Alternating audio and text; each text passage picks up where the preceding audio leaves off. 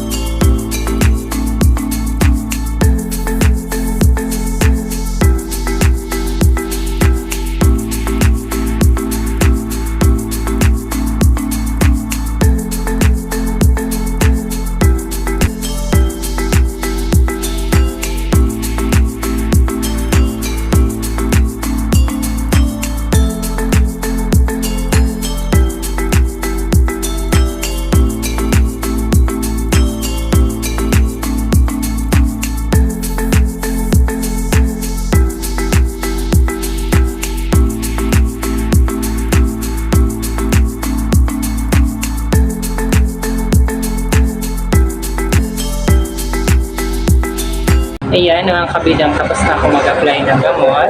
Ibababad lang po natin siya ng 1 oras at saka i-check natin para balikan kung luto na po ang buhok ng ating customer or hindi pa.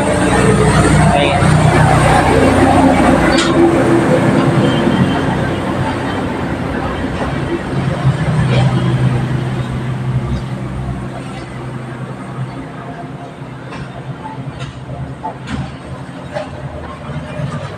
Yung iba pa pala hindi ko nilagyan ng gamot dahil baka maluto siya dahil ribang pa po yan ng 1 taon. Kaya kailangan natin hindi isabay yung pag-apply ng gamot. Tapos mamaya pag mag-re-apply tayo, ibababa na natin yung gamot hanggang sa nariban niya dati.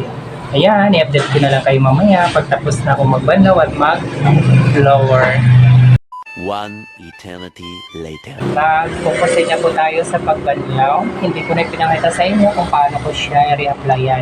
Ayan po, nilagyan ko na siya ng gamot pababa para medyo maluto din. Kasi medyo ano na siya, medyo na dry. Kailangan na natin ibaba yung gamot. Ayan po, magbabanlaw na po tayo. Dahil sakto na po sa oras. Perfect nila ako sa pag-blower tsaka sa pag-plancha. Hindi ko na po papakita sa inyo kung paano ko siya i-blower. One eternity later. Maproceed na po tayo sa pag-plancha.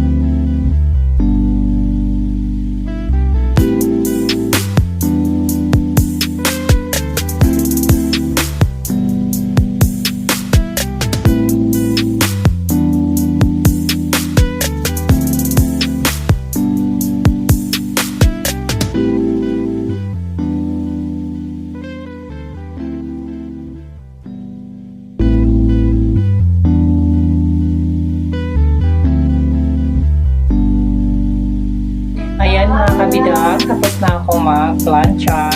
Unang plancha pa lang po ito. Tapos papahinga lang natin para mag-hair cellophane na ako. Pasensya na kayo sa pagsalita ko dahil masakit pa yung ko, binunutan. Ayan, tapos na ako mag-plancha. Papahinga ko lang siya ng 5 minutes at saka mag-apply na ako ng hair cellophane treatment. A few moments later. Ayan guys, tapos na ako mag-apply ng hair cellophane treatment. Ayan, ibababad ko lang po siya na 35 minutes at magbabanlaw na po tayo. Kailangan kasi pag maglalagay tayo ng hair cellophane, kailangan hindi po siya tuyo, kailangan basang-basa at maraming gamot na ilalagay. Ayan, i-update ko na lang kayo mamaya pagtapos na po ang aking ribbon. A few moments later. Tapos na ako mag-ribbon. Ito na po ang naging resulta ng ating ribbon for today. Ayan. Tapos na ako mag-ribbon. Ito na po ang naging result ng ating ribbon. Ayan. Malambot po yung ribbon natin. Kailangan kapag nag-ribbon tayo, dadamihan natin ng hair treatment para maging malambot at shiny yung buhok ng customer natin. Yan lamang po yung video natin. Follow my page and subscribe and pindutin niyo po yung bell button para lagi kayo updated sa mga video na aking i-upload at like and share nyo na lang po. Maraming salamat sa panonood. God bless and